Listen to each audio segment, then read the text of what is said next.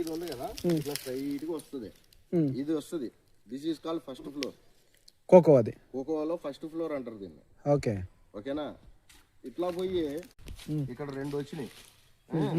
ఈ వచ్చే పంగలు ఉంటాయి, 4 ఉంటాయి.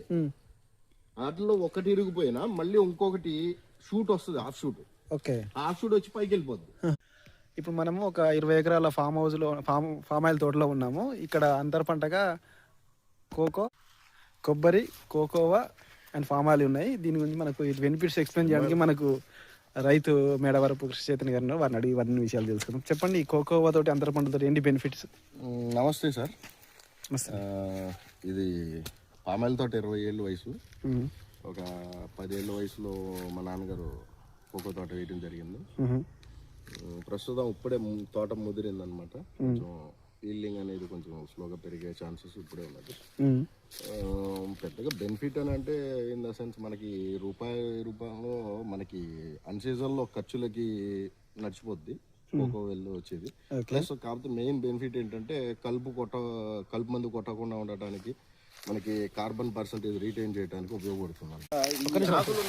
మనకి లీవ్స్ లో కార్బన్ పర్సంటేజ్ ఎక్కువ ఉంటుంది అనమాట.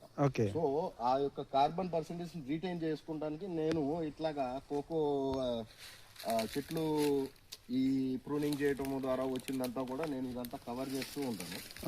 సో దానివల్ల భూమికి భూసారం పెరుగుతుంది, భూసారం ఫెర్టిలిటీ బాగా పెరుగుతుంది. కార్బన్ పర్సంటేజ్ ఈ రోజుల్లో 3% వరకు వచ్చేసిందని అంటూ ఉంటారు.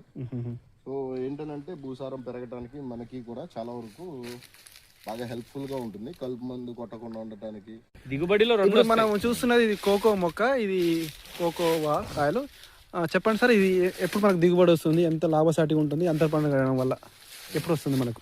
ఈ మొక్క వేసిన తర్వాత 4 years కి ఈల్డింగ్ స్టార్ట్ అవుతుందండి, కొంచెం ఇంచుమించు. ఓకే. అండ్ 10 years వచ్చిన తర్వాత మొక్క కొంచెం మాను బాగా కట్టిన తర్వాత మనకి ఈల్డింగ్ అనేది పెరగడం జరుగుతుంది.